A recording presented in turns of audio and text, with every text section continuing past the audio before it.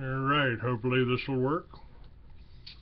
Hello YouTube, this is Clay Douglas.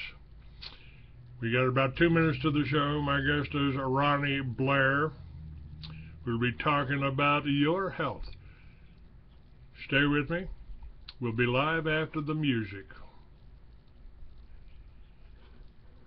Alright.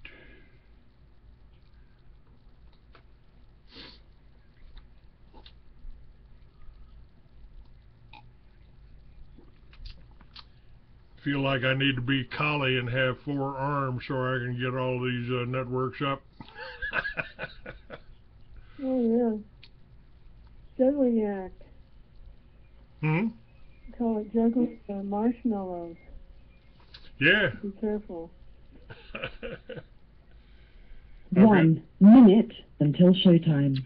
I've got 2 different phones here. One was playing music in my ear and commercials for another minute here. Whose commercials are there? Do you get confused? Or? I'm sorry. Say again. Who are the commercials for? Well, I'm on my cell phone. I'm talking on. I'm doing 2 different stations, Crusade and Truth Radio. On my computer, I'm talking to you, and I've got Blog Talk Radio up. That's the one you're hearing from the 1 minute until showtime. Your show will go live in 5 there seconds. We go. 4, 3, 2, 1. Blog Talk Radio. Now we can see a new world coming into view. A world in which there is a very real prospect of a new world order. The new world order does not mean surrendering our national sovereignty or forfeiting our interests.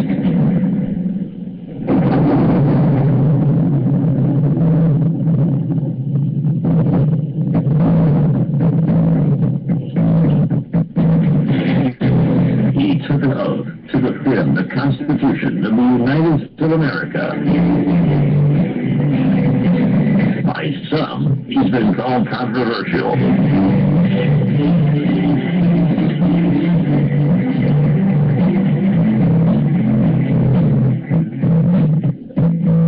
How can I convince you when you're eager to hear? You turn your heart away from me each time when I draw near. Your eyes against me with my face like the way you fear.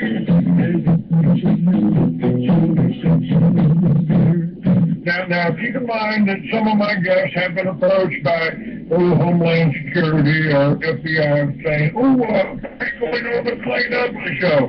My message to those guys if they're listening this morning is go get a cup of coffee. Maybe you'll learn something. We both took the same oath, to defend the Constitution against all enemies, foreign and domestic. I don't recall there being an expiration date on that.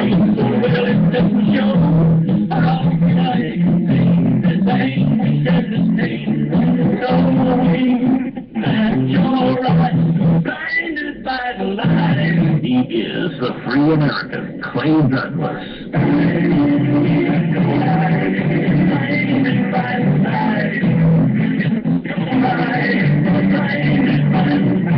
That's the Free America, weekdays at 7 a.m. Pacific, 10 a.m. Eastern.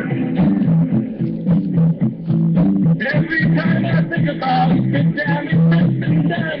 The anger was inside me till I'm almost overcome. I want to have the moon out, the sky is up the sun.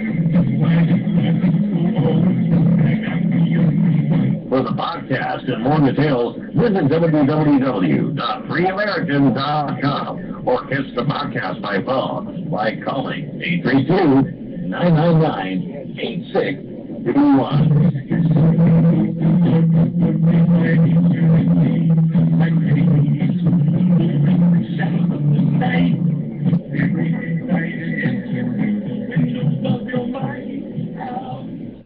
All right. Good morning, ladies and gentlemen. Welcome to another edition of the Free American. I'm your host, Clay Douglas.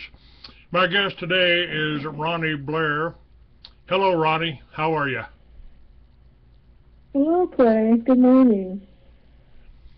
I haven't really asked you, but since your phone number and William Blair's phone number is the same, I'm assuming that you guys are married. Is that right? That's correct. For almost 20 years. I don't know. He could have been your father. I don't know. You sound pretty young to me, but I thought I'd check. And no, Medicaid's getting ready to steal some of my money out of my Social Security this December. Well, they keep trying anything they can do out there to hamper the truth movement. And William's been on my show a number of times, and certainly knowledgeable. I think next time he comes on, he'll be talking about the lawyers, which I dwell on a lot. I think they're a foreign power, you know, that we're basically still under the British Empire. And interesting that 13th Amendment bars attorneys, titles of nobility, from holding office in this country, and I think we certainly need that enforced, because it's never been repealed when it was passed. But your interest is in health, and mine too. I talk a lot about that, the whole medical association. I think the doctors and the hospitals have probably killed more people than any terrorist out there. And we've been deluded for almost 100 years by the AMA. The whole thing about cancer, from my research, cancer could be cured with baking soda if the people just knew. But of course that would eliminate and hamper a multi-billion-dollar cancer research. Okay, hold on just a minute here.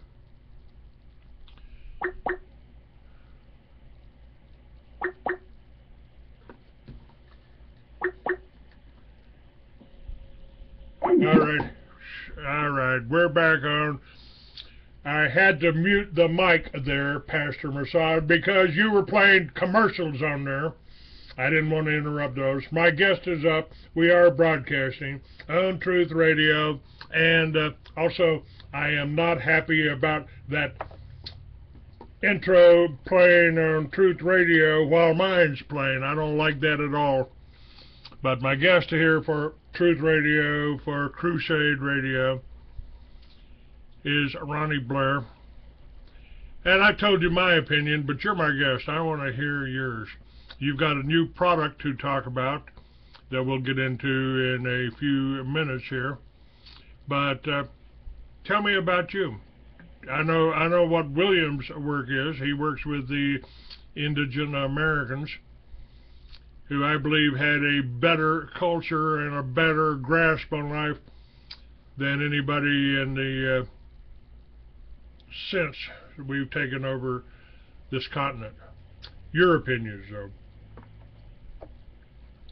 Well, I'm actually a cultural geographer by academic training, and though I mistrust academia tremendously, I was able to learn some of the ancient principles about how to organize information into thematic areas. And it's geography involves the whole study of the human relationship to the planet. So we looked at, political, economic, religious geography, mapping, and environmental science as they see it now is really the study of human ecology on the planet, which was usurped by the Rand Corporation. So I look at culture as this collection of beliefs and activities of any particular group of people. And in America, we're quite diverse, nation of European immigrants largely, that were imposed on those indigenous cultures. But so what I've discovered over a period of recovering my own health over the last 17 years of research was how, geography and cultural beliefs affect everything we do in our lives. And so whoever controls our beliefs can control our behavior. And this is what we saw develop, and what we now understand with the Tavistock Institute in the British city of London. And, it was actually apparently headed by Freud himself and later Carl Jung, who both had this idea that human beings were some kind of pox on the earth, which was the continued Malthusian attitude of the inferiority of human beings under some kind of social Darwinism and eugenics. So this whole idea of controlling people and the numbers of people, which is big in the news right now, had to do with this big fight between kind of the natural processes that the Creator established in natural law and natural, God and nature's God, as the founders called them. And, in this human social pathology worsening with these cultural distortions, particularly from the Talmudic rabbis and the New World Order forces that create these public perceptions. So I looked at this as very deeply as a cultural geographer and now as a health coach or a holistic practitioner. And I do energy healing. And so it comes down to even the history of science and how it was distorted and made into this materialistic view of the world and rejecting the, what originally were the atomists who saw, this ether, this spiritual field of human consciousness as a part and parcel to the whole planetary awareness. So this has evolved very rapidly over the last 3 decades, right in our faces, with all of this rush to globalization, which is just a front name for the British Empire and their cultural point of view. And we're just in the middle of a huge paradigm shift that involves basically deprogramming all of these lies that we were told that kept these, huge institutions in power. And it's not really power, it's the illusion of power based on false authority. So this public perception management thing is the combination of kind of these psychological manipulations through the human being's natural survival states. And that I can outline in terms of brain physiology, the microbiome, which is fascinating, but, the whole nervous system and how we respond to the appearance of threat. Today is, we don't have lions and tigers and bears anymore. We have bankers and popes and, and politicians and lawyers and judges and these kinds of people who are posing a threat directly to our life because they are part and parcel to this kind of pathological cultural assumption in their, basically the narcissistic part of their ego. They assume they're superior, and in the case of these Talmudic, they are very studied in their understanding of what it is to be a human being. In fact, they're often, the psychopaths and sociopaths of the world are thought of as not quite human. And so my perspective of that is that it's really a level of consciousness. And these people aren't really aware of the fact that what the consequences are of their effects on other people. And they are very grandiosely distorted into thinking that they have, they have it coming to rule the world. And it's basically the empire versus the republic, the good old story. And so we fight the culture war I think it's the most important one. And the issue of health and welfare and medicine, wellness, is, I think, the first front.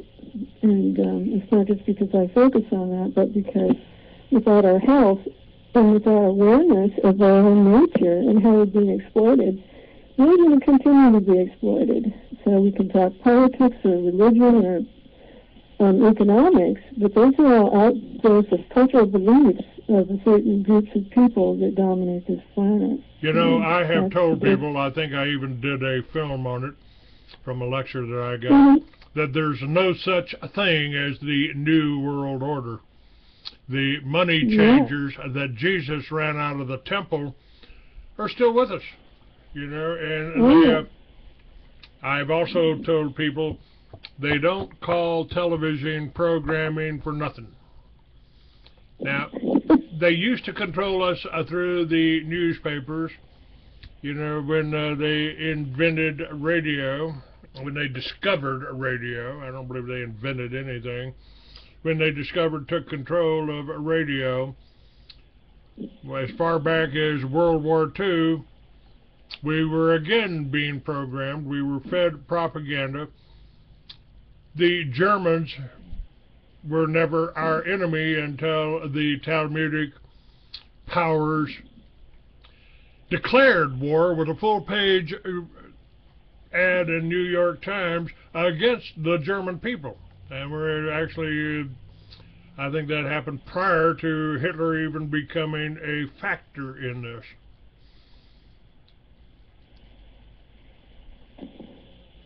As George Patton said, and I put it up on my site, George Patton said we fought on the wrong side of World War II.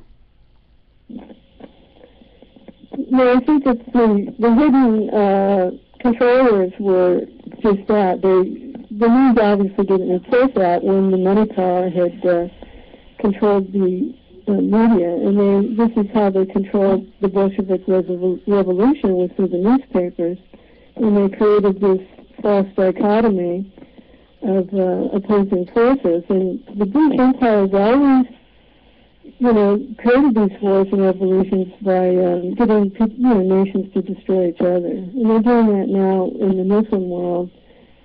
And, you know, their goals is important to look at, because we're seeing now with this Calgary plan revealed that they want to mix the cultures up into sort of a mongrelized, cultureless, society in Europe. And Calgary was himself I remember he was Japanese and something else. And his idea, he was the originator of this idea of pan-Europe. So, you know, a lot of this pathology comes out of these groups like the Covenant Set and others that recognized that the British Empire was declining after the rise of the American Revolution and the whole idea of life, liberty, and the pursuit of happiness. And then countering that was in the East was the Orthodox Church in Russia, and the Tsar there. They were oligarchs too, but they were more benign, and they were gradually already undoing the slavery system.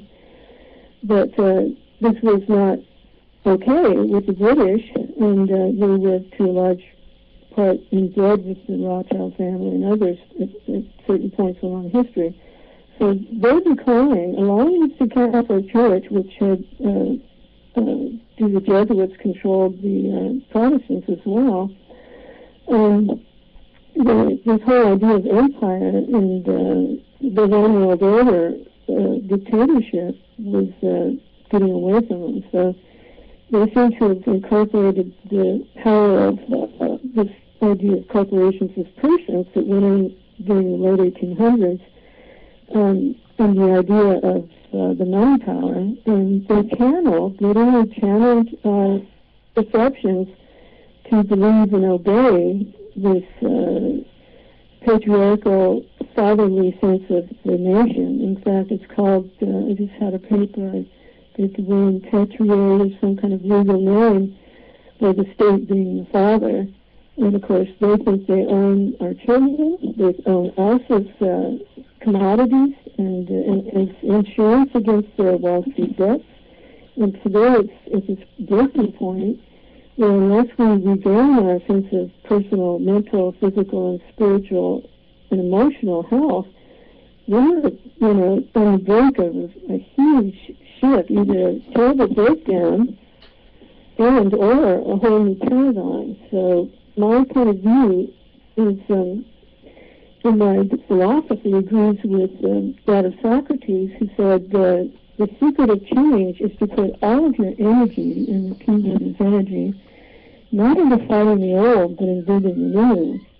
And so rather than kind of complaining and blaming and protesting constantly, which seems to have done nothing whatsoever, the way out of this is almost the way that we were infiltrated in the first place. Except that we're open, we're honest, we have a moral backbone, and as real Americans, like you, Clay, we recognize the difference between truth and falsehood to an extent enough, at least, to build upon that foundation, which is an immutable thing. The truth is an immutable principle of life itself.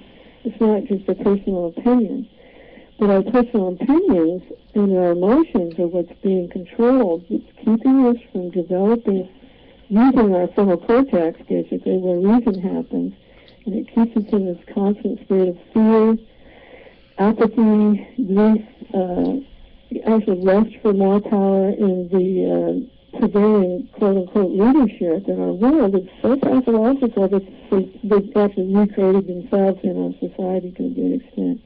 And it's not hard to do when you control the money, the food, and the energy of the nation, as Kissinger said. Remember that quote? Yeah, if you control the money, then you can control the media, you can control any company, as long as they follow your will. And the whole plan for the New World Order, one world government, under a satanic type of leadership, that's been in print for well over 100 years.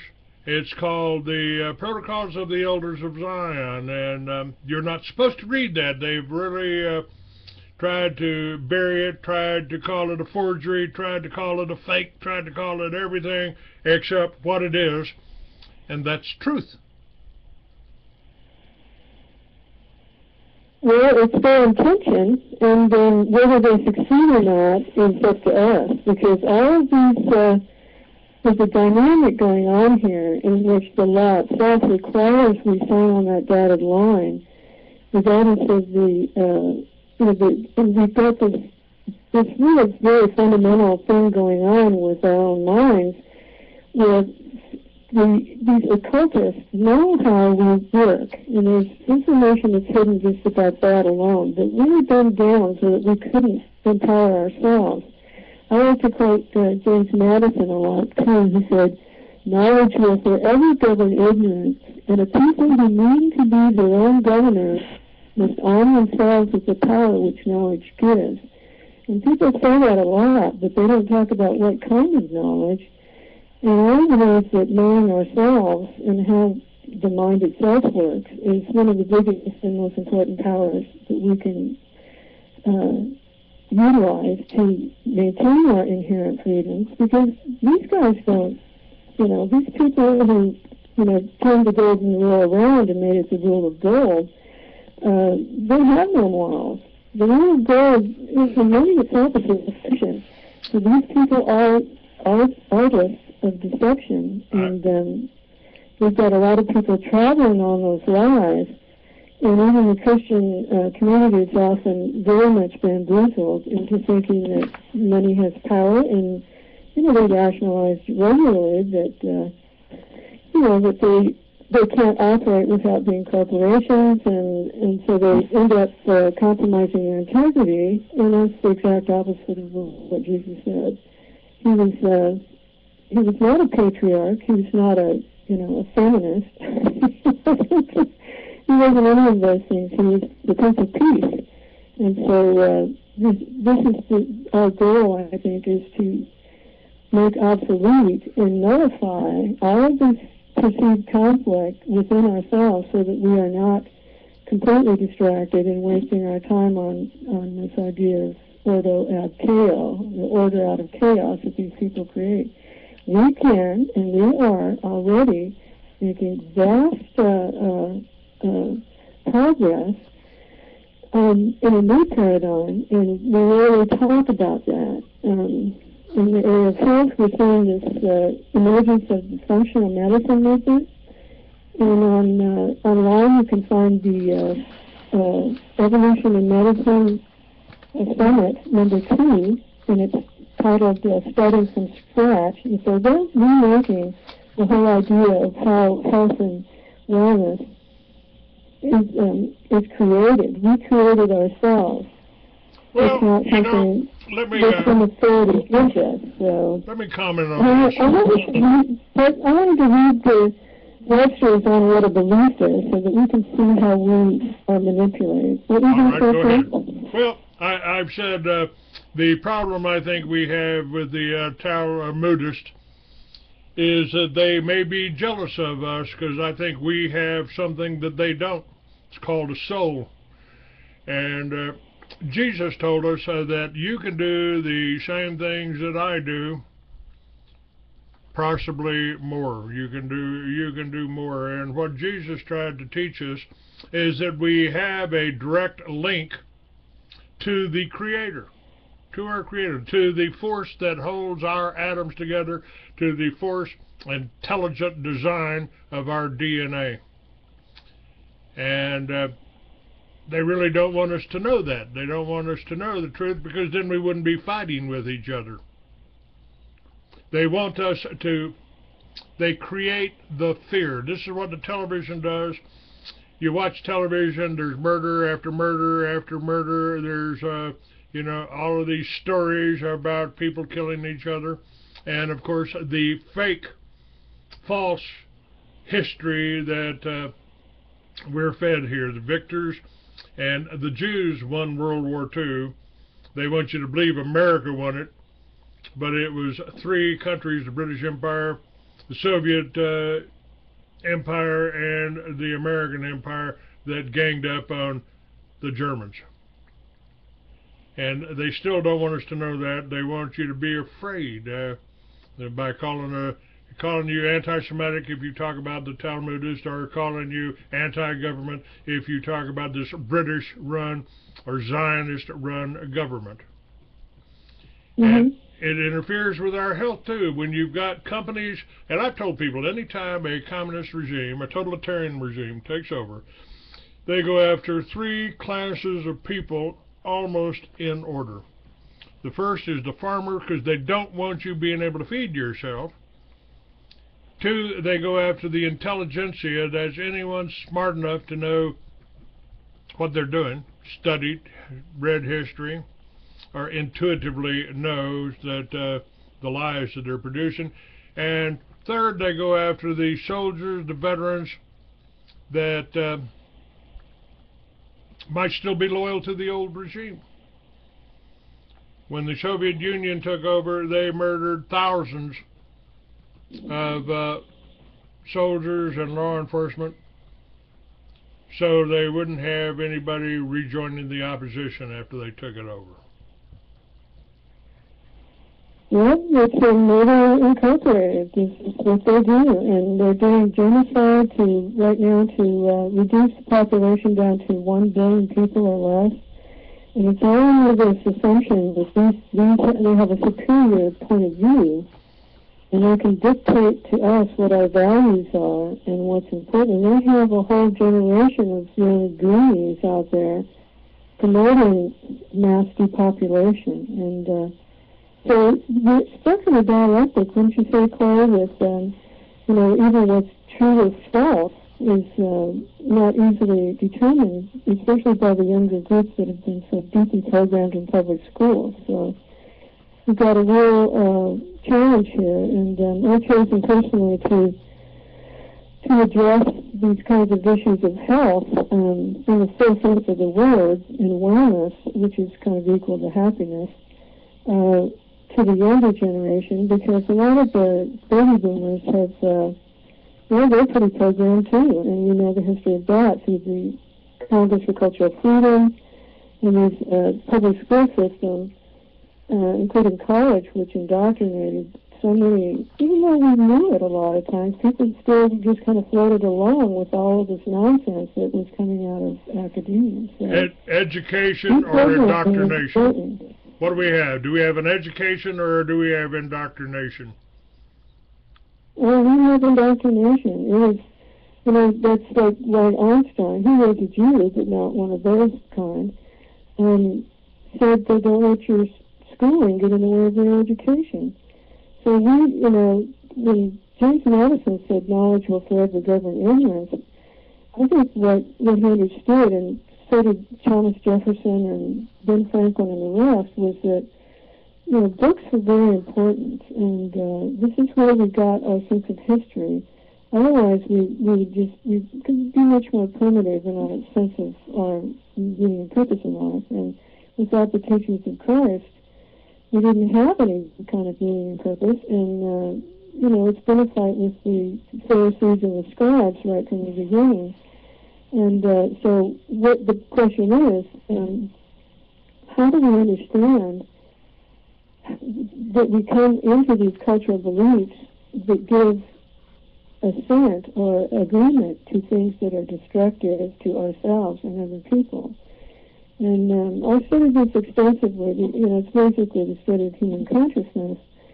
And I've got quite the library here, and it's the most fascinating story I've ever seen. And so the most useful way of looking at what we're dealing with are levels of consciousness in terms of energy and energy frequencies.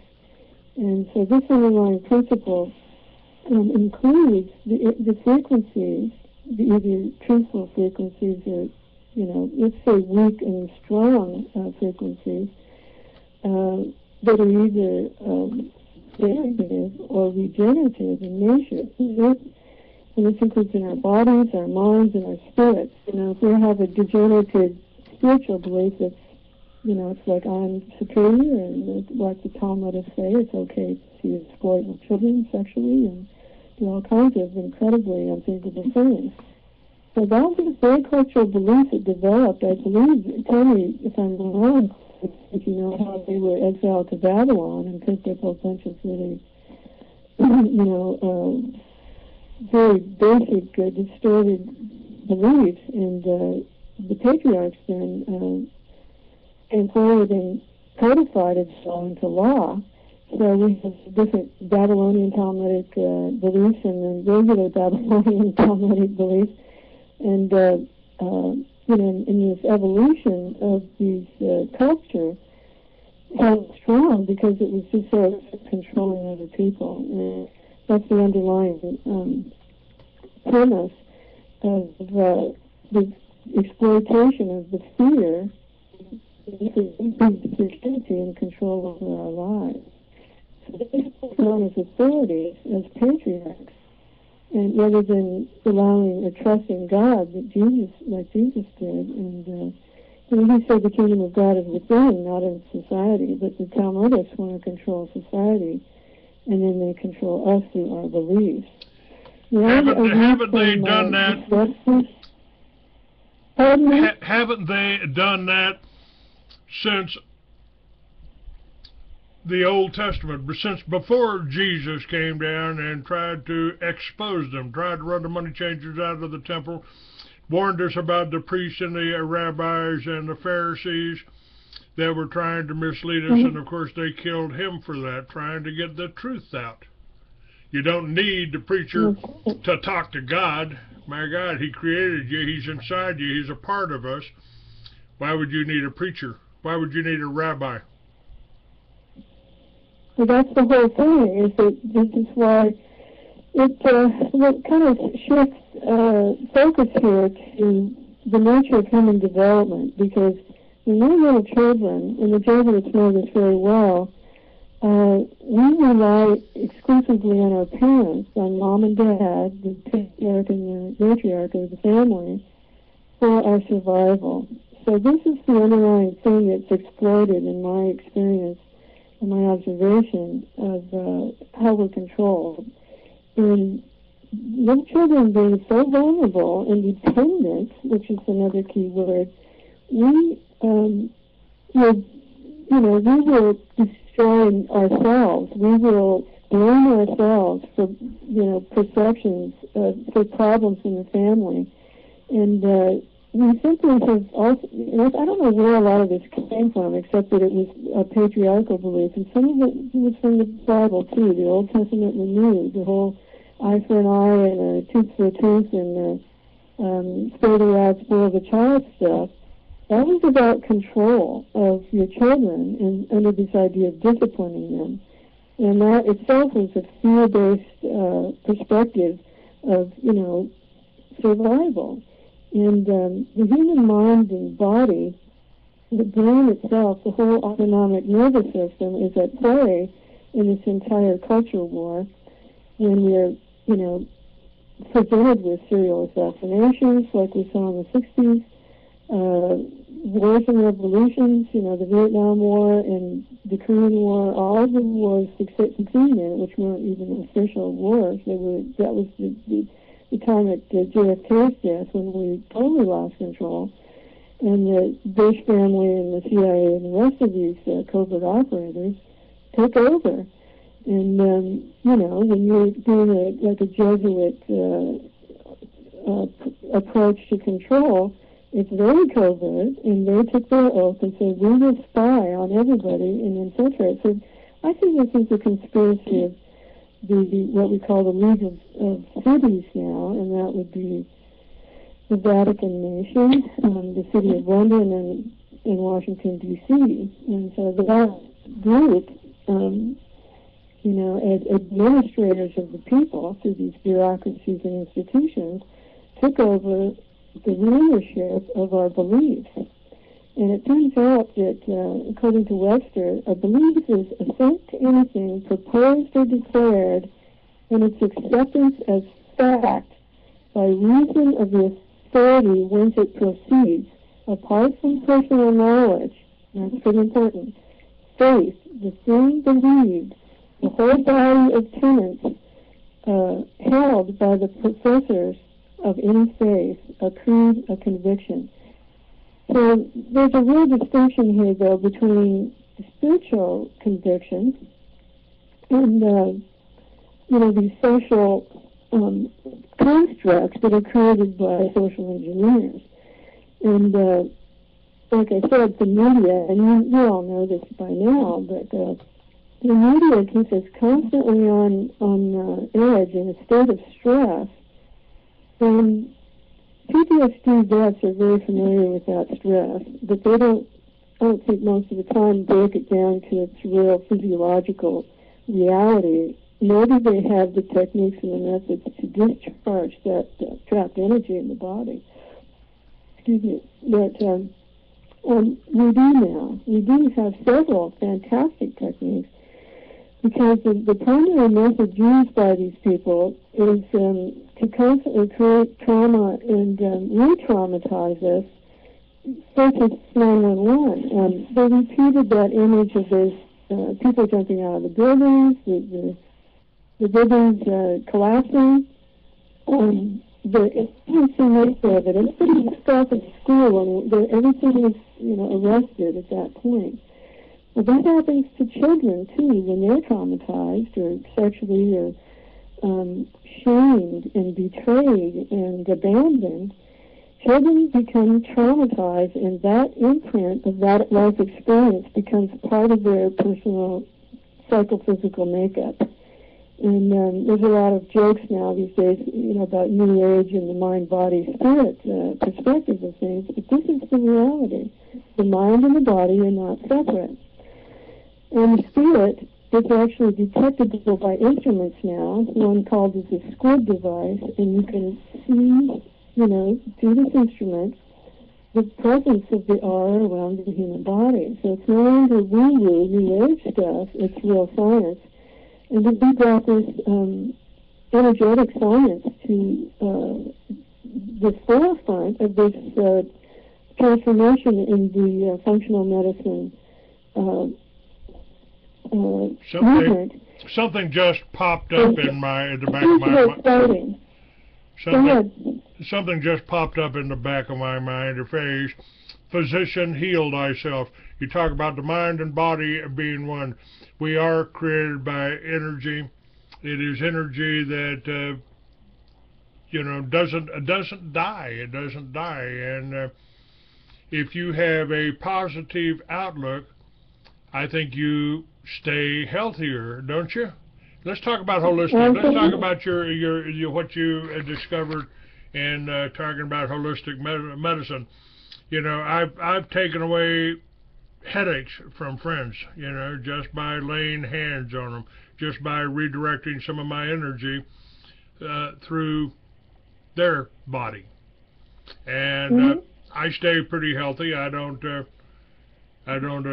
take care of my body, and I keep my mind active, and so I think I've got a direct connection here.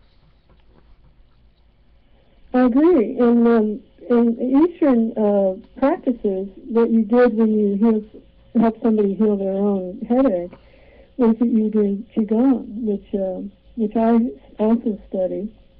And the whole idea of health turns out to be an energy directing science. And I believe that's how Jesus healed people, and why he said, even greater things than me shall you also do. But a lot of Christians I say that to, that you can heal yourself and you can help others heal themselves through these basically frequencies and fields, quantum fields of energy. They're actually called morphogenetic attractor fields. And so, this is creating an integrated sense of the nature of health and disease right now, and pulling us out of this degenerative, deadly process. Right now, half of America is suffering from cancer, arthritis, dementia, diabetes, a combination of obesity and diabetes. And, and a lot of these are based on the energies of food. Let me bring this up real quick. Oh, I have this gorgeous picture on my desktop. But we have, I mentioned to you the 6 factors that block chi, or energy, and this is the Eastern approach, which is far more advanced than anything we have here in the West. And I can get really deep into this, but what we have is, look at this real quick. There's the 6 factors. Come on, Ronnie. Okay. I want to toss in my definition here of love. Love is your level of vibrational energy, and I think the more you love, the higher your energy level. Absolutely. And this is translatable into frequencies of energy. And there's more energy in love than there is in shame, obviously. And some of the methods we're using to heal ourselves now, to release this trapped energy in the body, has to do with emotions. So I wanted to switch to that subject real quickly, because let's just look at energy, everything being made out of energy. And Einstein said it too. He said, and I'll open this quote, he said, concerning matter, we have been all wrong. What we have called matter is energy, whose vibration has been so lowered as to be perceptible to the senses. There is no matter. So when we delve in microscopically into this world of energy on the level of atoms, what we see are electrons flying around through this quantum field. And the frequency of our level of consciousness determines whether or not we succeed and become happy and healthy.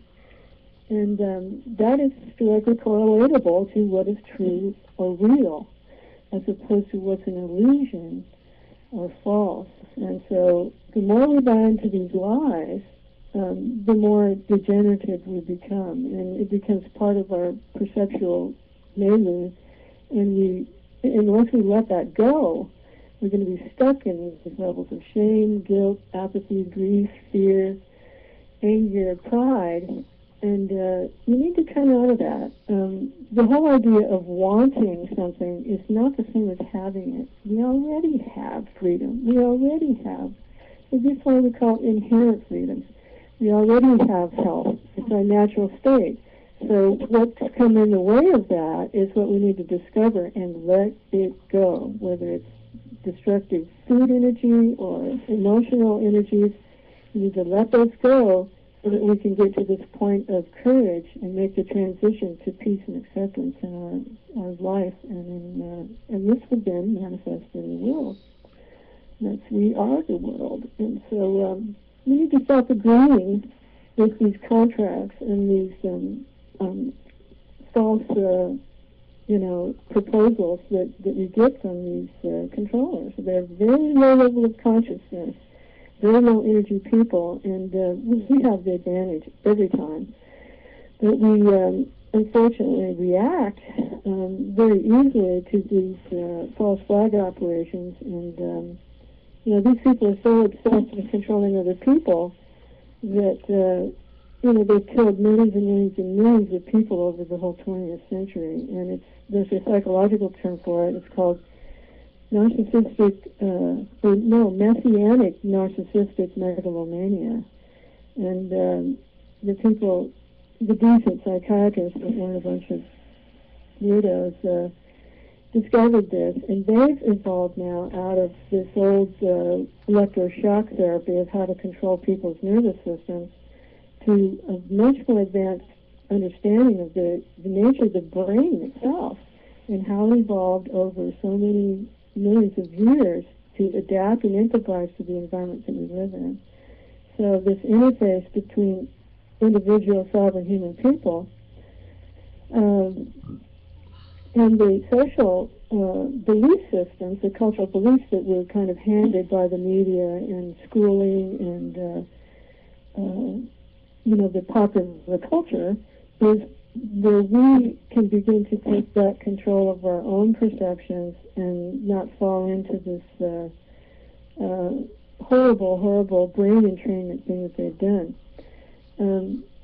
I want your response to that, but I also want to cover really important brain physiology issues that is only more recently being recognized, and that has to do with left brain, right brain dominance, and how this came about through those scribes and Pharisees. So it's how the invention of the alphabet usurped female power in society and sparked the rise of patriarchy in human culture. And this is not a nature then thing. It's that the right and left brain represents this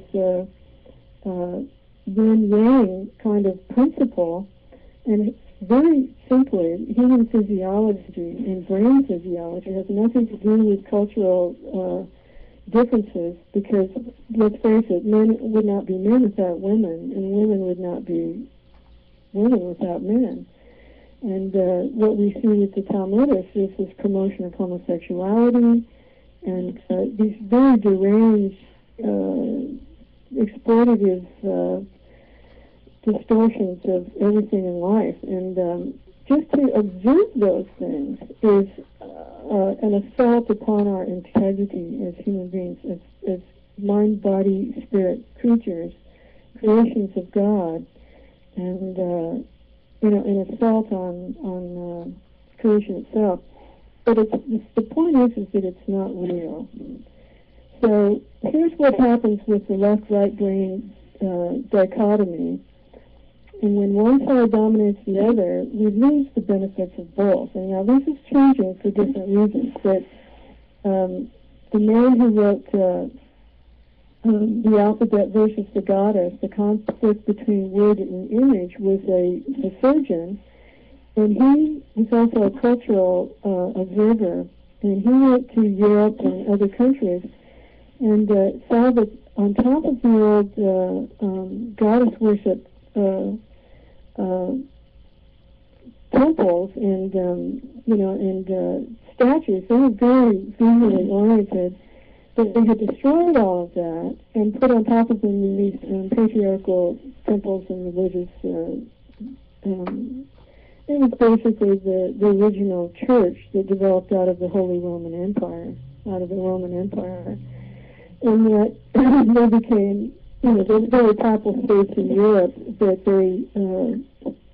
they traded off with the monarchs then at that time. And it's evolved since then very rapidly over the last 5,000 years since the Jesuits took over, who are, of course, the military arm of the Vatican there. And they took over the church itself, and now they're promoting genocide through this what was his name, the guy that anyway, the guy that wanted to Mongolize Europe, and they're doing it to the United States too. They do it through economic collapse, and when they did that in NAFTA, in Mexico collapsed. Of course, we got an influx of migrants up here because they couldn't survive any other way. So these guys are pushing our buttons all the time and getting us into that fight, flight, or freeze state. And if we don't know how to discharge that energy and rebalance back to homeostasis, then we're going to be stuck there in constant state of trauma and drama, as we call it, and they will thereby control us because we're not aware of what's actually going on. Can't tell truth from falsehood when somebody's constantly pushing your buttons, criticizing you, judging you, putting you down, telling you you're worthless, and this is what these people do. They've treated human beings as a pox on the planet, as some kind of a alien invasion, and so that they can own it all. And they're the pox on the planet. They project their sickness out upon the people, and like little children, in this patriarchal, hierarchical world, we simply believe without question because we simply don't know any better. It's very fundamental. But to get back to this left-right brain issue, the left side of our brain has this, it's very linear and reductionist. And it occurred, according to Leonard Shlain, who wrote this book, The Alphabet versus Goddess, at the advent of the written word, particularly the Hebrew alphabet of 24, 26 letters or whatever. And what it does when you read on a page, you go from left to right in the Western, alphabet, and down a page. And it's not the direction that you're going, but that you're doing this, you're observing these words, which are symbols, and it's what it's doing is laying down neural maps, neural pathways in the brain that cause the left side of our brain, which has a certain function, to dominate. So when the left side of the brain being linear and reductionist looks for problems and it intellectualizes and tries to figure everything out, which is a natural process, and that's okay. But not when it dominates our ability to look at things holistically and simultaneously and in a concrete view of the world. So the masculine is a linear, sequential, reductionist way of looking at the world is characterized by abstract thinking and also by, let's say, the inability to put the parts together into a whole. I think that, if I'm not mistaken, Rothschilds said really control the people by maintaining this abstract worldview. And that's what they do. They create abstractions in the law, and out of that Hebrew alphabet developed this, the law itself, which was that sense of, we're going to make the rules, and we're going to break everything down into the finest minutiae, and then we're going to impose what's our idea of what's right or wrong on the rest of society. And of course, we know the Pope is considered to be infallible, for one, which is totally grandiose and insane. And he's on the horn to God, and he's going to determine what's true or false for the rest of the people. Well, they're doing that right now with this Black Pope, fake Pope Francis, who's a Jesuit, and trying to impose this green philosophy that will actually threaten humanity by the billions of people will die if they shut down development and use Wall Street as a tool of this carbon swaps and trade thing of Al Gore. So this is how these things connect. The linear part of our brain is also a male principle, because the left side of our brain goes to the right side of our body. And that's what the hunters, the men were the hunters and the women were more the gatherers all throughout history in Paleolithic era before the advent of so-called civilization. So the right arm took the weapon and killed the deer or the meat, and the woman held their children in their left arms and gathered food. And there was a whole other physiological representation of how we expressed our creation itself. So one is not there without the other, and they're meaningful and purposeful as a whole when they're balanced. And so I studied in 2006 a technique called Psyche, which is a brain balancing technique that utilizes energy medicine from ancient cultures like Qigong and from China, and an understanding of this meridian system in the body. And the meridian system is like this. You can't detect it. It's an energy system, except that now you finally can. There's instruments that show up in the body as these little microtubules that actually travel along our connective tissue in conjunction with our whole nervous system. So it's a fascinating, beautiful story. In the Bible it says how fearfully and wonderfully we're made. But I think the fearfully part was that's our survival mechanism, but we're wonderfully made, and we have this capacity to connect in our minds and our bodies, perceive reality based on our experience of either self-defense or offense. In the case of women are more self-defending and men are more offensive, even in the football game, where what's his name says, the best defense is an offense, the best offense is a defense, or whatever it was. And the whole thing is that life is not a game. It doesn't have to be this constant struggle, neurotic, looking for answers. They're already here.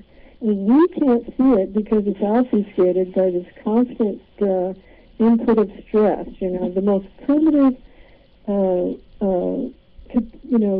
instincts like sex and self-defense are being exploited by these Talmudists.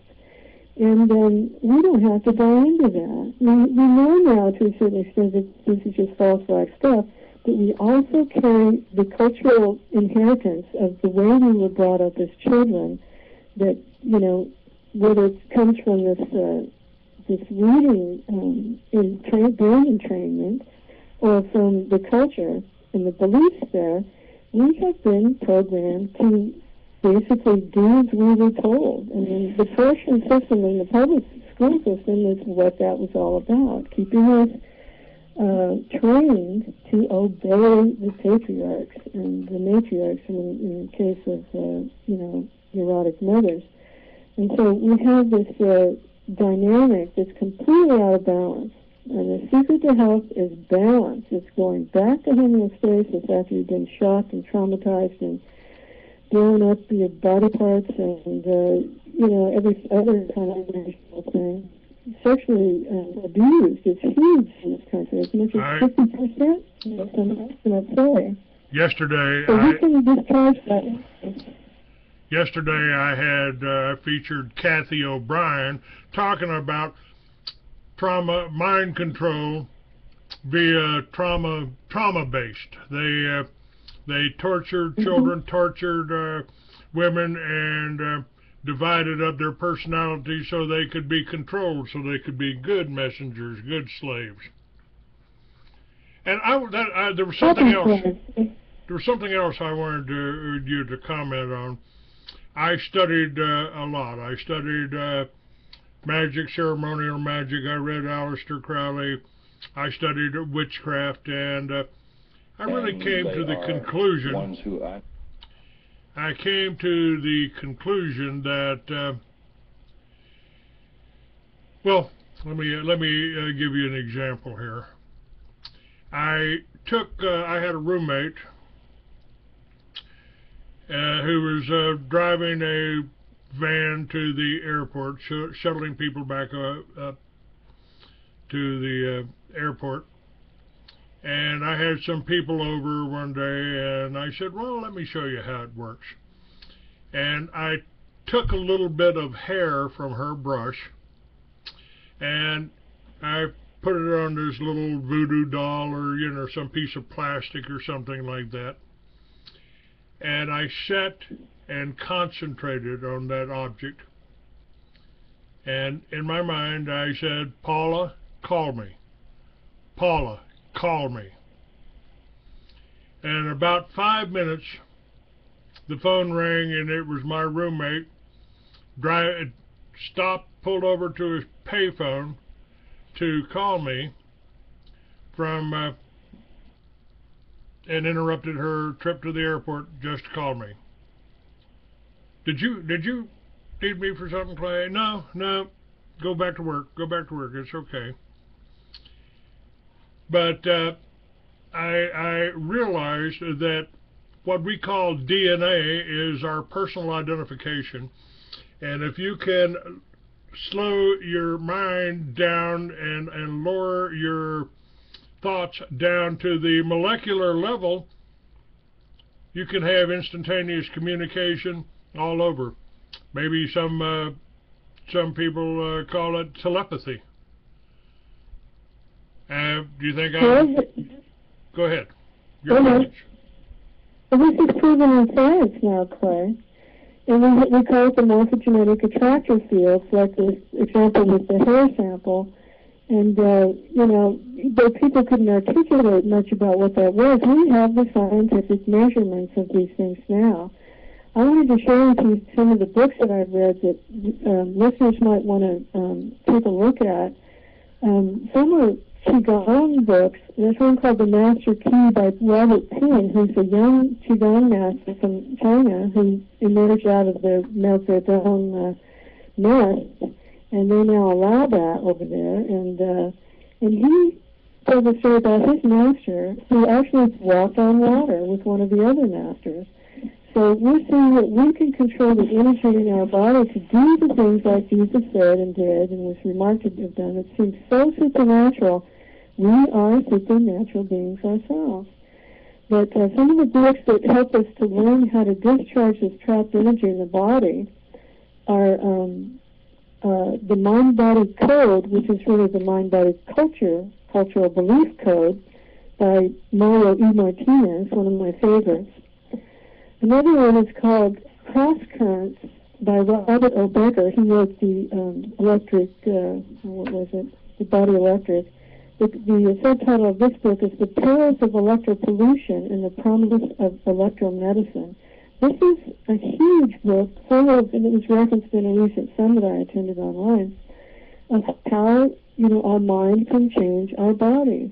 And so, you know, if you don't believe you're going to get sick, you're not going to. This is what I'm saying. If you accept a lie and you say, and the doctor gives you the 6 months death sentence, and you're going to follow through if you believe it.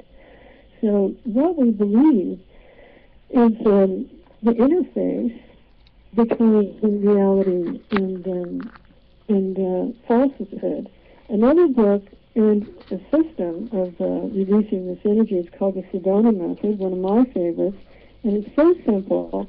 We laugh because we say it's so simple that, you know, if it were complicated, everybody would understand it. But the truth is simple, and Jesus taught that too. It gives you 3 methods, the most simple being to simply decide to let go of whatever's bugging you. And it comes down to 6 steps of allowing yourself to want freedom more than you want approval, control, security, and separation from the rest of the universe. Decide that you can release and be free, so you're making a human will decision. You allow yourself to perceive that all of your feelings culminate in the 4 wants: the want of approval, the want of control, and the want of security, which is exploited in our world to such an extent. and the one of separation, then allow yourself to let go. And you can make this a habit, which is required, because we don't change those brain pathways so easily. We have to practice at it. And Thich Nhat Hanh said that. He said, peace is all around us. It's not a matter of faith, it's a matter of practice. So what we need to do is learn about these techniques. We need to feel secure in where we're sitting, and then consciously use our conscious mind to become aware of our bodies and go, where is this biosymbolic pain, disease, imbalance happening? It could be in the liver, it could be in your heart. And many people's heart chakras are shut down horribly because they're so afraid all the time of not being approved of feeling insecure, especially financially, and of feeling like they're out of control of their lives, primarily because they've turned over control of their lives to these external authorities, which are complete nuts. So it's very simple, but you can say, can I let that go? Will I let it go? And when? And it's like gripping a pen or some object, and then, the tighter you grip it, the more sick you get. And so drop that pen, and then feel your body relax, and then practice that until you get to a point where the past doesn't matter, the future is not a fear, and you can live in the present moment where peace really is. Because there is no past or future. These people are controlling everything about our human perceptions, and we're agreeing with it. We're believing it. We're buying into that contract. And we don't have to do that anymore. We can set ourselves free. We don't go to them for it. We set ourselves free. So I really hope that we can continue to find out more and more about these techniques. There's one called Multic Resonance by Rupert Sheldrake. He's a biologist, but he goes into this whole idea of how you know when your dog comes. How does your dog know when you're coming home before you get there? This is the example of this quantum field that connects everything in the universe. And we can have books like The Intuitive Way by Penny Pierce that help us to develop that intuitive sense instead of being completely linear reductionist and left brain dominant. We can allow ourselves to simply be led by the Spirit. And the Bible also says, against the fruits of the Spirit, there is no law. So imagine that. If we focus on that, if we make that our primary focus of being well, of letting go of the stress, then we can take our lives back without any help from anybody else. It does help. That's why I'm a health coach, because the missing link is supporting one another. And right now I'm trying to develop a speaker series of functional medicine doctors and natural healers to create a little subculture in my community where we actually see each other face to face. And Skype is okay, I guess, but when you can give each other a hug and say, you can do it, and you look great today, and aren't you great? Instead of, you haven't quite met up with my standards yet, we're getting into that whole area of doing those greatest things and loving one another, which was what the Golden Rule is all about. It said, love your brother and your neighbor as yourself. And so this is the requirement of loving ourselves first, based on the fact that we are so beautifully and wonderfully made, and really appreciating that we have this capacity to shift our focus to a new paradigm away from this disgusting filth that has infected our consciousness. So letting that go, think of that. We can do it right now if we decide. It's interesting that 45 years ago, doing a little time in a Texas prison for marijuana, I wrote a few books, and one of them was about using our mind, being able to control in a future time. We had people had developed telepathy, and they had also legalized, in my novel here, they had legalized or abolished victimless crimes in 46 states. in 46 states. 4 still retain the same kind of laws, same kind of prison system that they do today. And I wrote it basically as science fiction. Had a little bit of time on my hands and a nice little portable typewriter the warden was kind enough to let me have after I wrote the director of the prison systems. And I wrote these novels. And today, marijuana is legal in almost 20 states. You got to bribe a doctor to be able to get it, but still, it's closer to the fictional reality that I created in my mind and on paper is closer to what's happening today than it was 40 years ago, or even 20 years ago. So, did my thoughts resonate? It didn't get published. We might have moved a lot quicker if it had. But did putting that type of thought, and the more research I do, the more research that I've done, pretty convinces me that this whole war on drugs,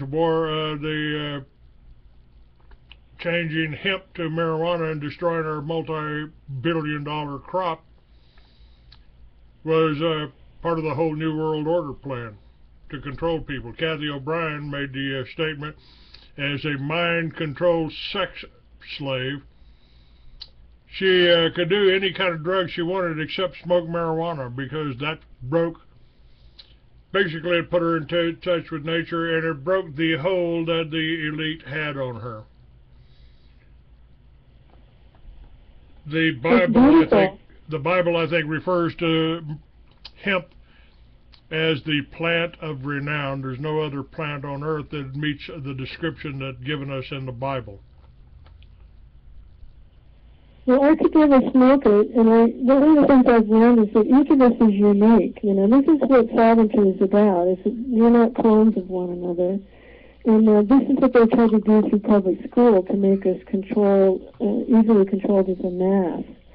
So, retaining our own personal integrity and identity, is what this whole indigenous identity theft issue is about too.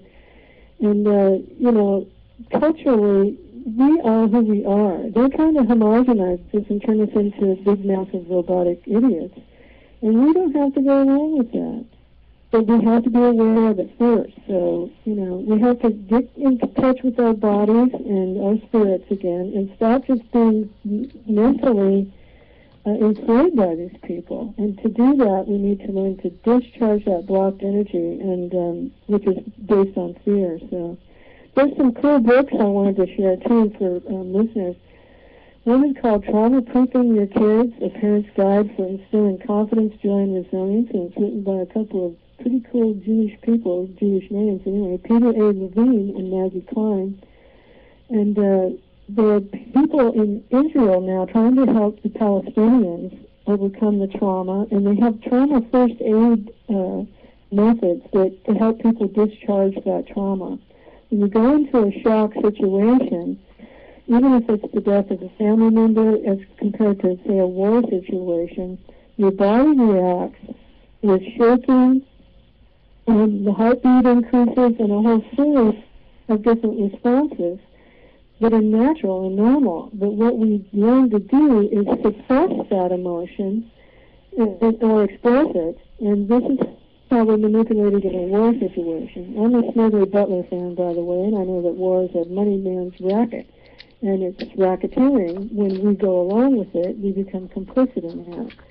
So detaching from this whole paradigm of the war against drugs, the war against, the Christians and the Muslims, the whole thing is controlled conflict, as we know, and we can detach from that and say, no thank you, and I've got something better to do. And I'm, for instance, going to be a health coach here. I'm developing my business.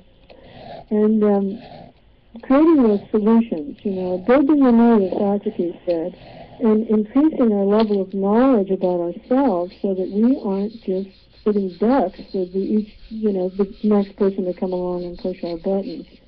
And so rather than express or suppress that emotional energy, let's release it. Let's let it go. And learn to do that habitually. And then everything gets easy. Okay? Everything gets easier. We can have all those things. We already have them. We already have wealth. That comes from within. It's not something we get from money. That's true. A spiritual a value of life itself, and our actual financial wealth grows out of our ability to speak to other people, just like I said.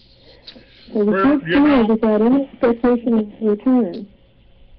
15 years ago, I asked myself, how did people exist? How did people get by 100 years ago, 200 years ago? Before the internet, before anything. And I came up with the concept I call Liberty Villages. And that's people working together in a small setting, in a neighborhood, in a tribe, in a village, growing their own food and generating their own power from what's available to us. The sun, the wind, the water, it's always been around. God gave us those things. Why can't we work together and develop those? And of course, almost immediately after I started talking about that and put up libertyvillages.org, they tried to kill me. Mm-hmm. And that was the same people that George Bush allowed to tap our phones. They tapped mine, and I was probably one of the first victims of that. But this concept, I think, is still viable today. It's and matter of fact, there's a black man, I believe his name's Finley. I think I've got him up on my website. He started a little group there, and they started going on to the vacant lots. Said South LA was nothing but drive-throughs, drive-bys, and vacant lots. And so they went into the vacant lots and started planting gardens. And his detractor said, well, somebody will come in and steal that food. He says, I'm thinking, of course they can steal that food. I put it there for them. But that idea, we could transform our own neighborhoods, our own towns, our own cities, simply by using what God gave us. Well, and we already have those things. Like I said, we don't have to go get them. We just have to allow them to come to us. And it's focusing on if you like trees, if you like fruit trees, plant fruit trees. I have a little orchard here where I live, and a grape arbor that was planted by someone before I came here. And I took a huge harvest of grapes, and it's just wonderful. I mean, these are gifts from God, and it's awesome to know that there's infinite amounts of plentiful resources for everybody. The so-called civil society has simply channeled it to their so-called preferred beneficiaries, and they're now trying to still devote, our Congress is all bought into this collaborative governance thing. Now, that's going to be a huge flank that we need to, deal with. William told them in a public meeting, he says, I'm coming for you. So all of a sudden, they're going to be on the defensive now, and the truth will be the thing that sets people free. But we're dependent. The institutions and the bureaucrats, they're all dependent on that network of control, and it's collapsing because they, I decided, what the heck, maybe I should withdraw completely, but I want to maintain a bridge from the old system to the new one. And, because nobody can just go out there and be homeless and make it work. So this transition process is this shift to the new paradigm.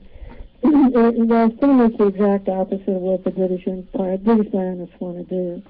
It's, we're going to develop, and I happen to believe that Putin did a good thing when he kicked the oligarchs out of Russia. They were the ones that were going to exploit the chaos they created when they collapsed the Russian, regime there.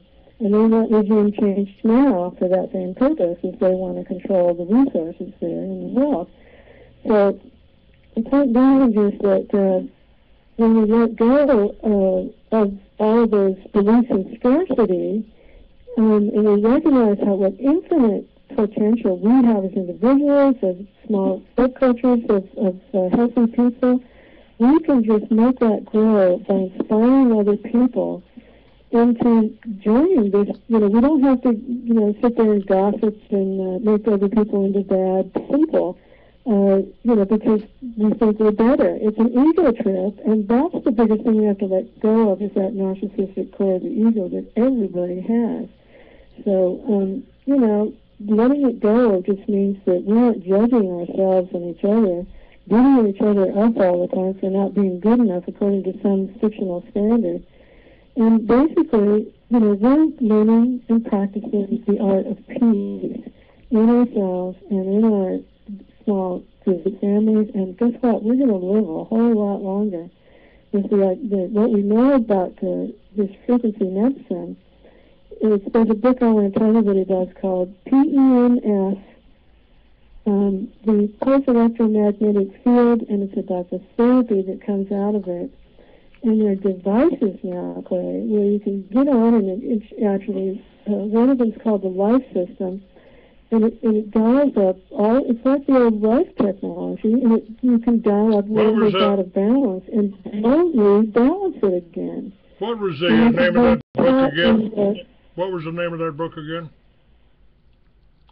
You can go to PEMSbook.com and you'll see the author and interviews and stuff, and it's being marketed right now. TENS? These different devices. No, P's and Peter. P's and, I don't know. Send that over to me. Send that over to me on Skype, and I'll try to pull that up. The the key that I've said that I think all this is us working together. If we could stop, get to know our neighbors, sit down in their living room and talk just like we're talking now, we could find the answers. The answers are all here. They've been here for 100 years. Even the energy, there's people out there that can build little devices, magnetic motors that will run forever, like that little cuckoo bird, drinking out of the fountain. So we could do that. We could do that, and some of our, if we got to know our neighbors. I had neighbors that like to work on cars. I don't. I work on computers. But be nice to have a neighbor that I could turn to fix my car rather than taking it to the Ford dealer. So, absolutely. And that's the way it was. I mean, now people are really starting to take a hard look at the Amish. They don't have any modern conveniences. And they're healthy. They're healthier than we are, and they work together. If a barn burns down, the neighbors show up and rebuild it. Absolutely. And we can do that now too with workshops with people learning how their minds and bodies work.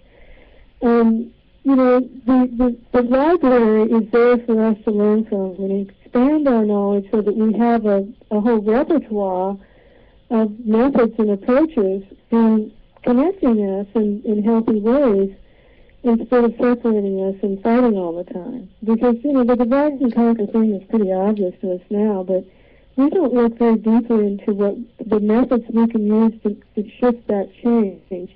There's an awesome book that covers this called Breaking the Habit of Being Yourself. In other words, the part you want to get rid of. How to Lose Your Mind and Create a New One by Dr. Joe Dispenza. And it's a fantastic, I just started it, but they have another book of his called Evolve Your Brain. And it's real brain physiology stuff, but it's our beliefs around it. Remember when Henry Ford said, if you believe you can, or if you believe you can't, you're right. And so belief is this tremendous pivotal aspect of how we're going to shift out of this old paradigm. And, you know, it was just a small group of doctors that decided, look, we know this other system is the third cause, if not the first cause of death, the allopathic medical system. It's money-driven, it's horrible, people go bankrupt just, you know, because they supposedly need a surgery, which we don't really need. And so it's not working anymore. So they said, what can we do? And they've integrated the group, alternative natural energy healing, which they fully recognize now. And, you know, energy healing meaning things like the Sedona method, the support you get from health coaches, and they're finding these ways to actually get alternative insurance for this. I think I mentioned that to you with the presence of this company called Liberty Direct. What a good name. And it's run by some Mennonites, which you brought up. You know, I mean, they're sort of related to the Amish. But, you know, the Anabaptist is the connection. Anyway, we've got all these, this small group of men and women that got together and said, let's create this new thing called functional medicine. And now they're certified. They're not licensed by the government. They're over 100,000 certified natural practitioners and medical doctors, and they're healing people holistically instead of just that old linear reduction of science. So it's coming out of the patriarchal dominant hierarchical system where some guy at the top tells you everybody else what to do, to this holistic approach where we're balanced in our, you're looking at the person as a whole person, you know, as the body, mind, spirit, and the emotional health, and different practitioners can bring their particular skills together through health coaching to support a person to make those changes for themselves. It's self-healing that works. And so, you know, like Jesus said, you know, pick up your bed and walk. We can do this because we know we can do it. We don't just believe it because somebody else told us. We already have this inherent sense of knowingness, and we need to start exploring our real spiritual power because it's just devastating to these people, and that's why they're running around like such idiots doing what they're doing. So The Subtle Body is an interesting book by a gal who basically covered all these different forms of energetic science, and it's an encyclopedia of the subtle body energy. So, and I wanted to mention also the book BK, Behavioral Kinesiology by Diamond, who is one of the forerunners, that showed how we can test for what's true or false, or, you know, what's healthy or not, let's put it that way, using applied kinesiology. And it's used by chiropractors very widely. You can decide what food is going to work for you, you know, through talking to your body, basically, by saying, what is my body? What does the universe say? Is my higher self in connection to the quantum field organizing principle of the universe that I call God? Is that, you know, is this what's really good for me? Because that's where we get our knowledge and awareness, is from that huge, from God himself. And it's not separate from us. God and the kingdom of God is within. So this is some of the reversals that we went through. I call it the big reversal, because we're told, oh, there's not enough. You know, there's a scarcity of money, but it looks like Wall Street's got it all right now. You know, they're not going to share it with anybody else. They're all the smart Christians. So. I just pulled up on... Pardon me? I just pulled up on Amazon this Evolve Your Brain, the science of changing your mind. And Joe Dispenza says, you ever wonder why you repeat the same negative thoughts in your head? Why do you keep coming back for more from hurtful family members, friends, or significant others? Why you keep falling into the same detrimental habits or limiting attitudes, even when you know they are going to make you feel bad? And he says this is something you can do right now. You only have to, you and only you have the power to change your mind and evolve your brain for a better life for good. The power of positive thinking. I mean, that's been around for years, hasn't it? So it's more than positive thinking. It's actually letting go of the negative, because we'll be in conflict all the time in our own minds about what to do and become cognitively dissonant. So, probably Capital Brian understood this pretty well, that there's, the neural pathways can change fairly quickly once you make letting go of the old beliefs a practice. And what you get, you got to get up to this point of courage where you believe you can actually do these things, and then you can shift over to the peace and acceptance level where they can't touch you anymore. They truly can't. They can maybe tear people's bodies off and do lots of horrible things, but they can't. We become invisible. It's like the good guys and the bad guys are both, have their opinions about things, but they're shooting each other, and that's all based on their particular cultural beliefs. I wanted to use an example from Dr. Mario Martinez, who's this fantastic guy I just love. You found him on YouTube. He's really something else. He wrote the Mind-Body Code, and it should be the Mind-Body Culture Code again. And he gives an example of this new field in psychiatry called psychoneuroimmunology. And they've proven now through biomarkers in the blood that when we see archetypal states of shame, abandonment, and betrayal, then we are in a state of it's an autoimmune state. Here's an example he uses is a woman in Peru has a word for menopause that's equivalent to the word shame. It's a shameful experience. And she's going to register these immunoglobulin or other immune factors in the blood when she's in that state.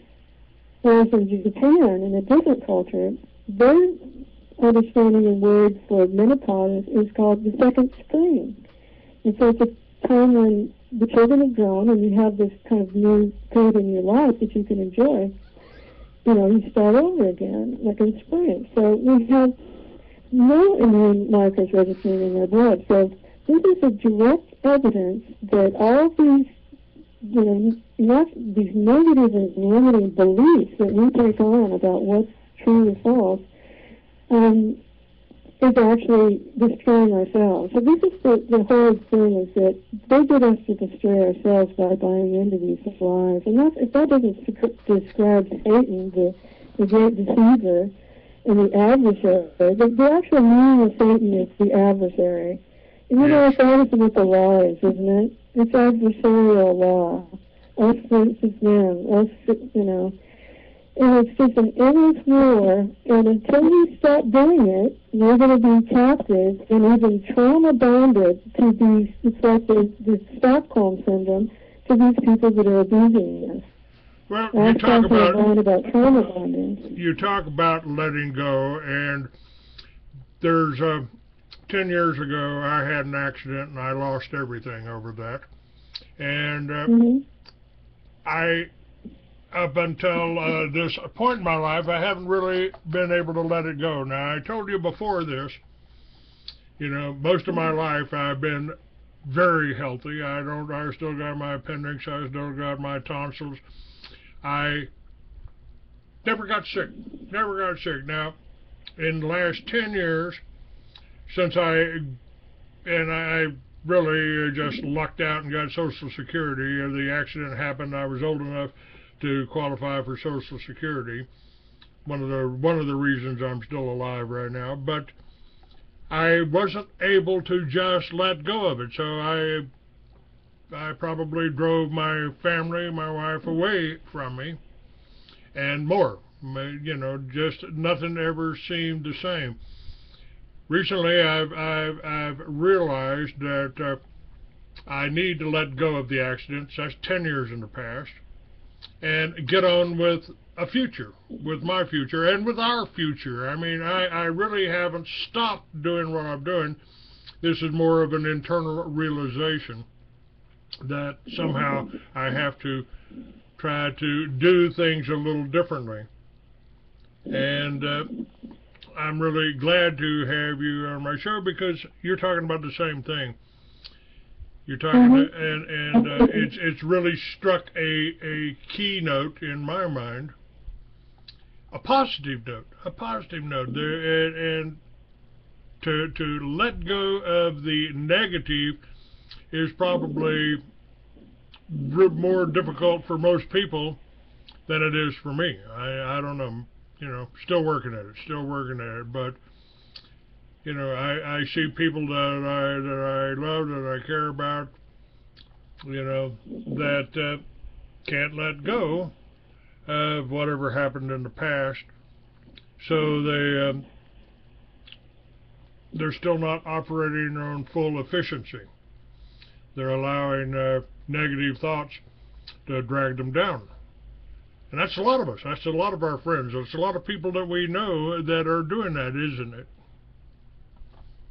Well, it's pessimism, Steve. It's cultural pessimism because we've tried for so long to change things, but that's not how you change them. If you change, things happen, change by themselves when you let go of that old, like Socrates said. Don't put your energy into fighting the old, put it into building the new. That's what the functional medicine movement is. That's what the truth movement is. That's what everything that we put into finding out the truth, you can figure it out, but it's going to still be affecting you unless you let go even of trying to figure everything out all the time. Because that's your left brain just, keeping you completely distracted from just being. You can just be at peace in the present moment, and it's easy to do once you learn to practice this to the point of, generally whenever some crap comes up, you go into resistance all the time. You say in the emotional freedom technique and Psyche, and there's a repatterning using another technique. There's one called the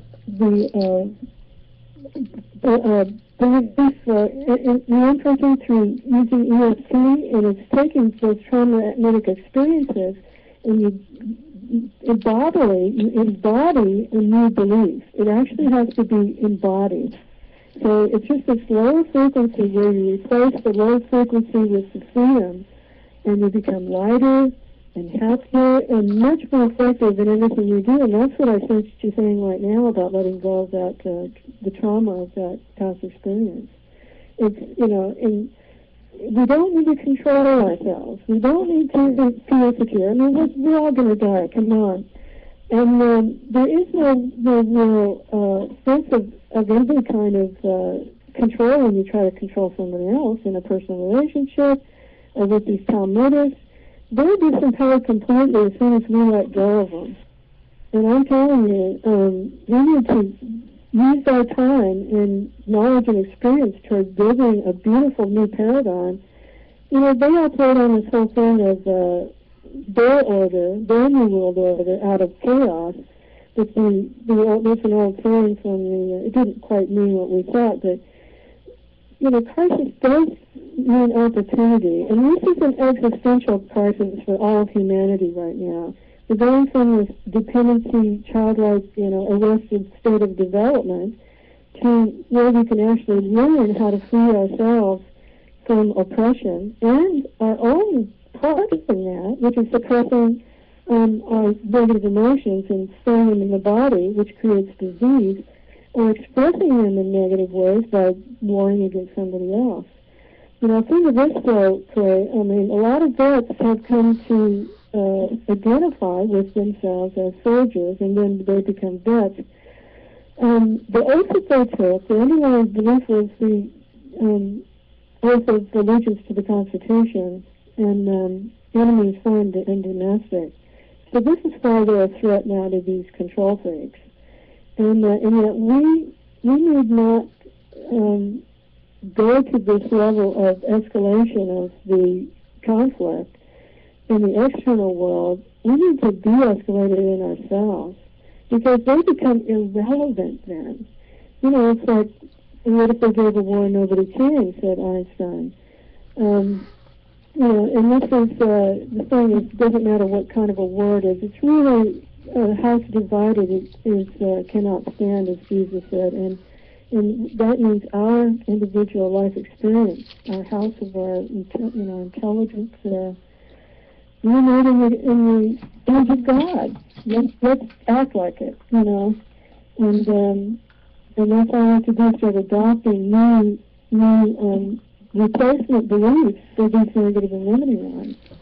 Like you said, it's not just one go. It's like, okay, I want to change something. In EFT, there's a technique that says, okay, I have this belief that my husband is just a real blah, blah, blah.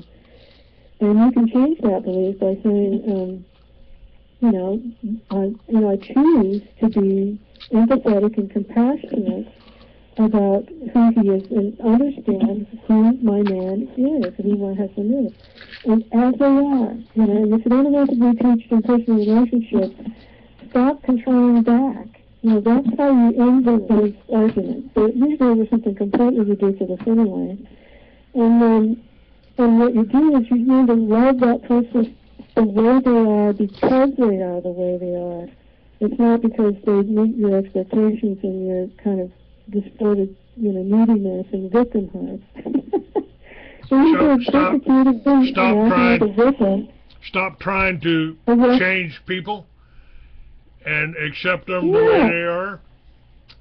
Put out the positive vibes to them instead of being angry with them, right? Exactly. We're only hurting ourselves. However, there's one caveat about anger.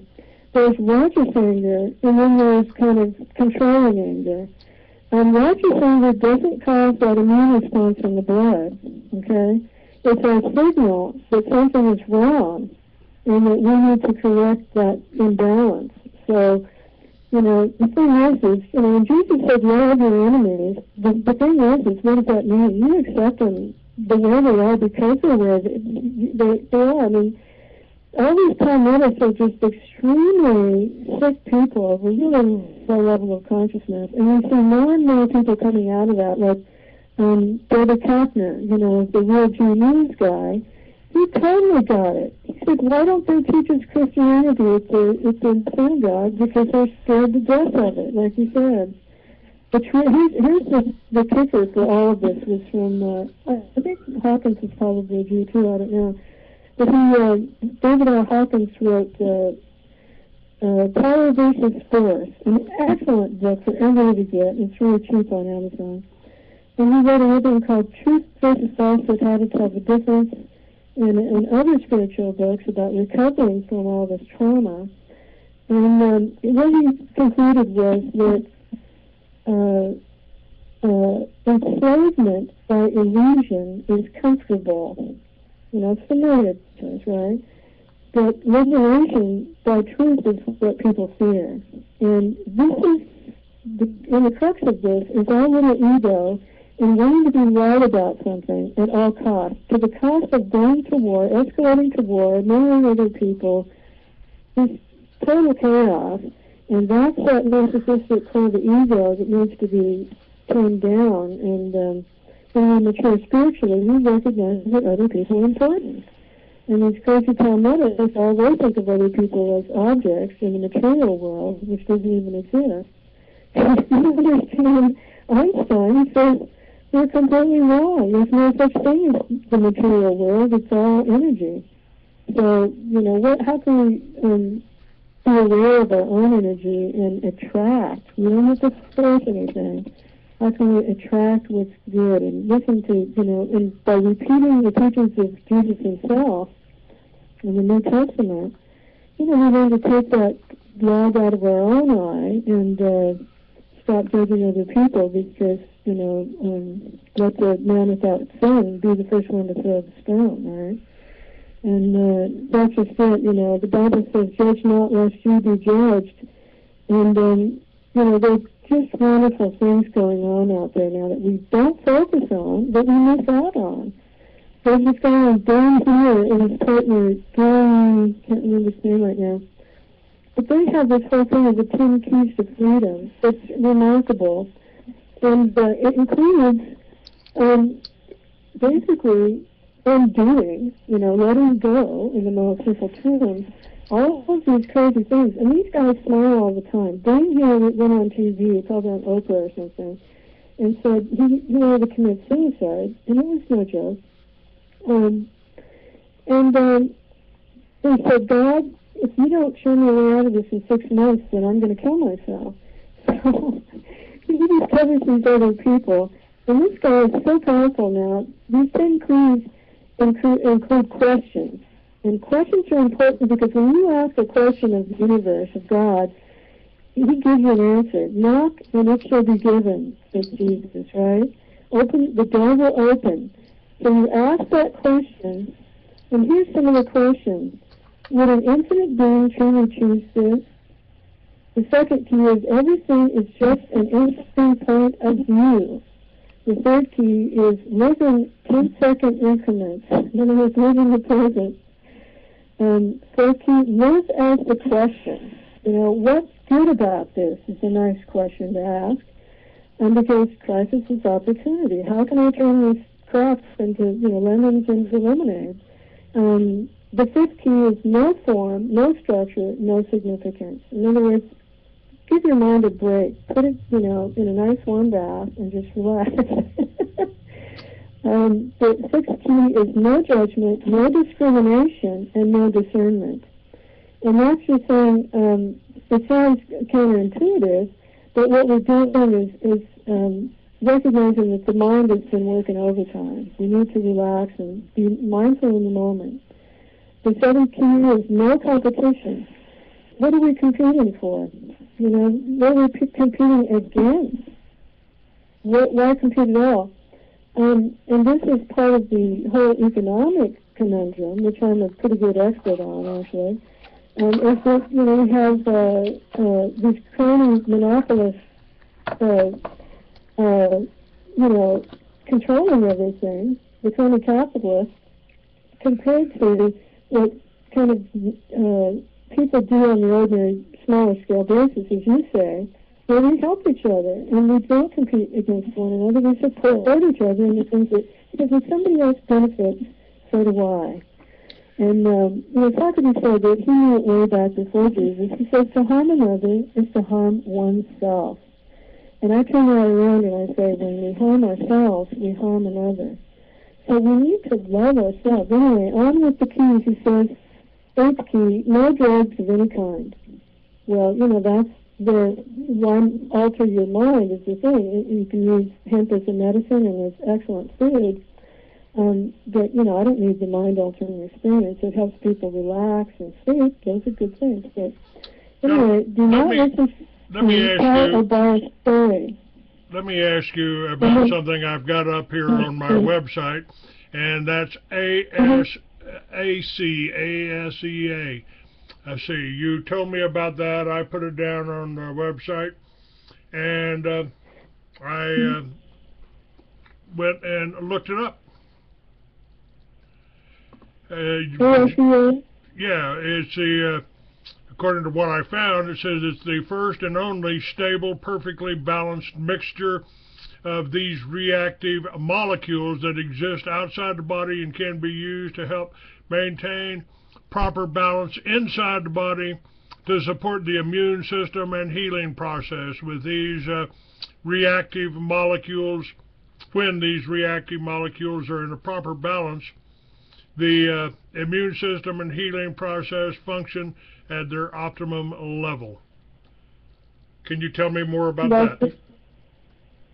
I'm actually just learning about it myself. It's a multi-level, a network marketing company, which Robert Kiyosaki says is the real business. It's like a breakaway form of business in the 21st century.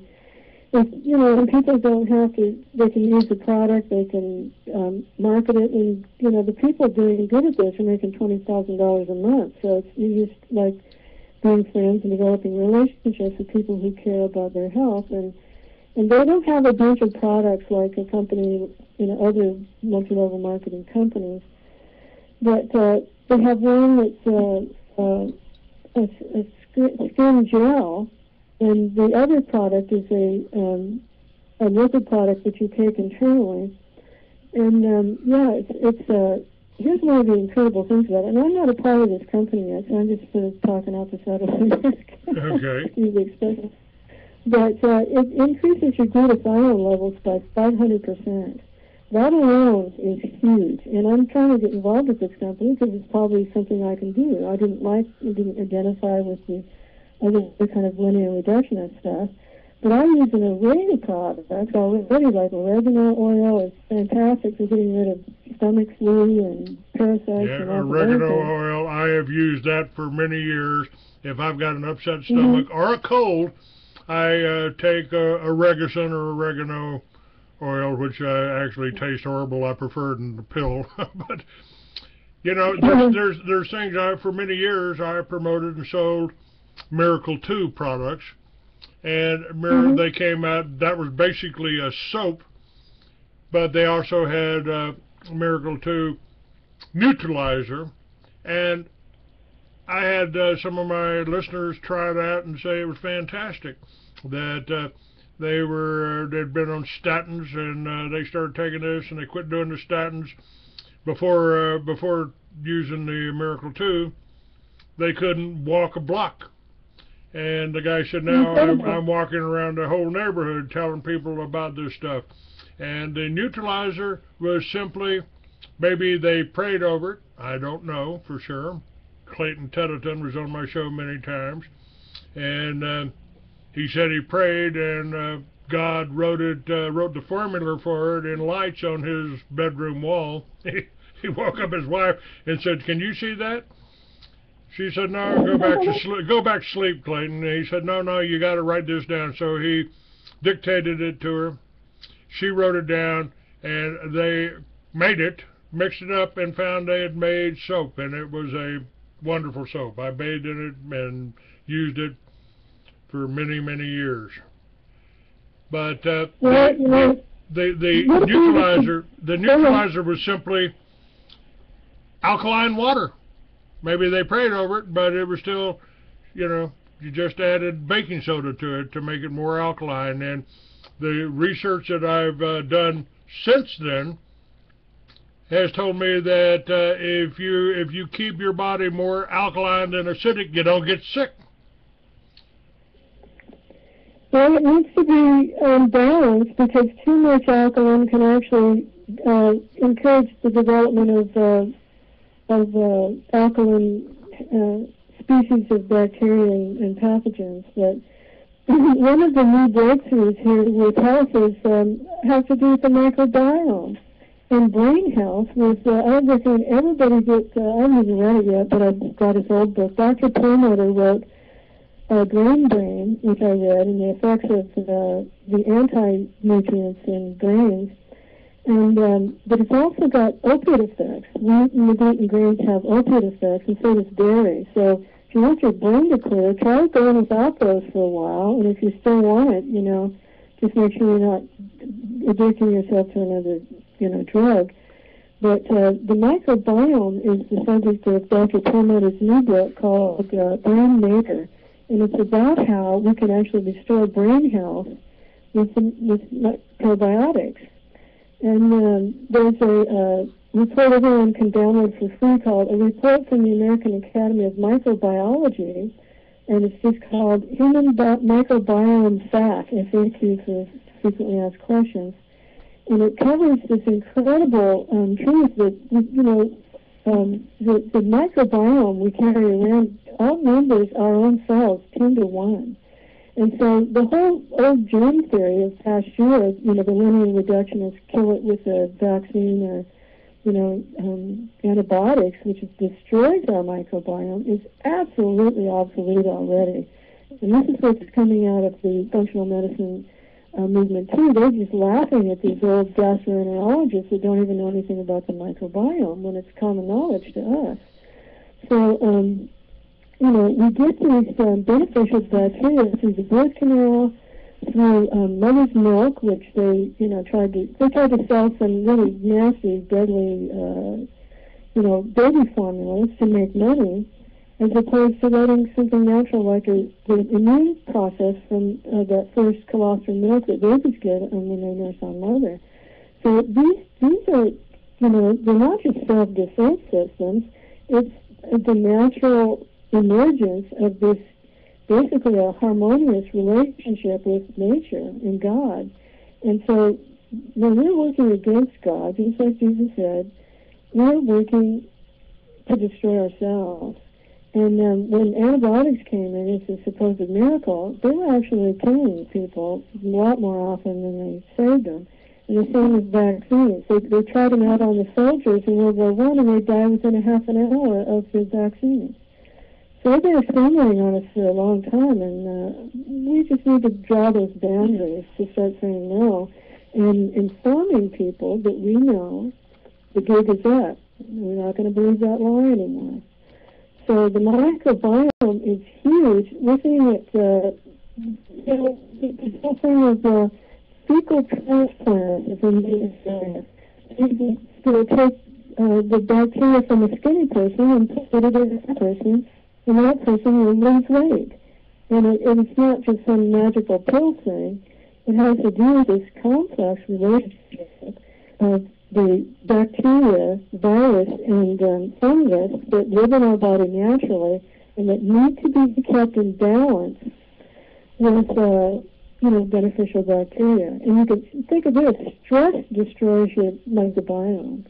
Think of how the autoimmune responses to these vaccine adjuvants like squalene. Huge cytokines and arthritis from it. That's what happened to me. And it took me a long time to research what had happened, and I had started saying no right away. Dr. Cruz proved that you could get rid of breast precancerous breast fibroids like I had in a half an hour of taking iodine because you had a nutrient deficiency. You didn't have, you didn't lack a pharmaceutical. But now we can test for all of these things. If you're gluten sensitive, and most people are, it turns out, or over time, Clay, we do, collect a lot of toxins in the gut, and we get these mucoid plaques that build up, and our liver becomes congested, and we can cleanse and detox that stuff out of our mind bodies. And believe me, you can just your consciousness rises up because your brain clears. Dr. Davis, or Jennifer Daniels is her name, she's on 2 Do Not Hire lists and 1 terrorist watch list.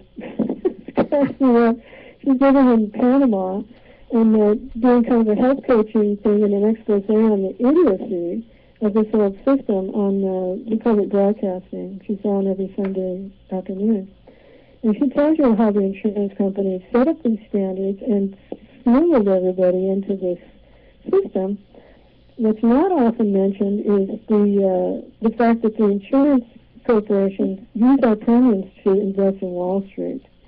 And when Clinton repealed Glass-Steagall, which separated those commercial banks that help us do business from the speculative Wall Street banks and the insurance banks, which are commingled, it totally gave Wall Street free rein, and they've been leading and steering with these fascist austerity things ever since. And fascism is just, the journey of, private corporations with the government in collusion.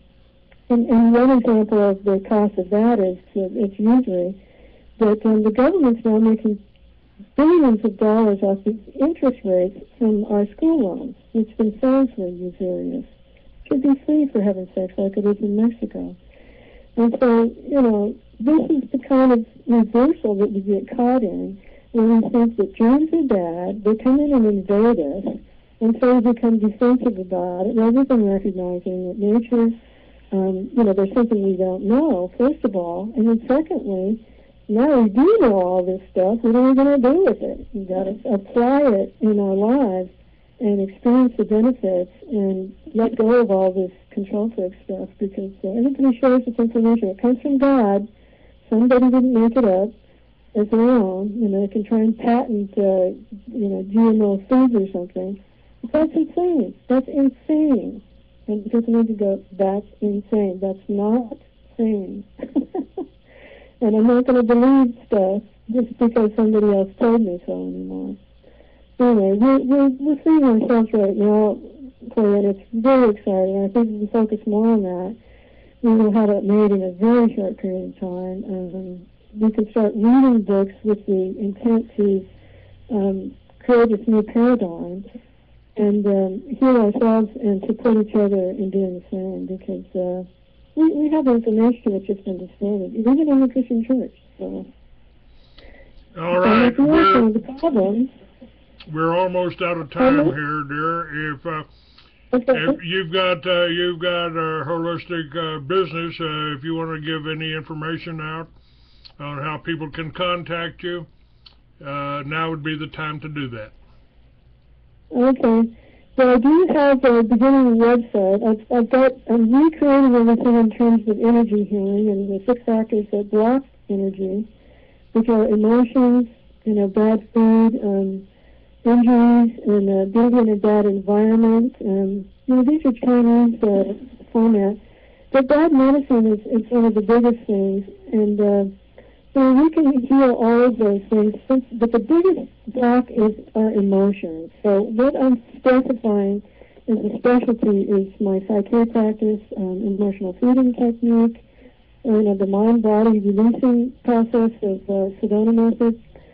And my website is, being updated now, and it's not even fully developed, but it's just Ronnie-Blair, B-L-A-I-R, and my name is spelled R-O-N-N-I with no E, so it's R-O-N-N-I-Blair, B-L-A-I-R, healthcoach.integratednutrition.com.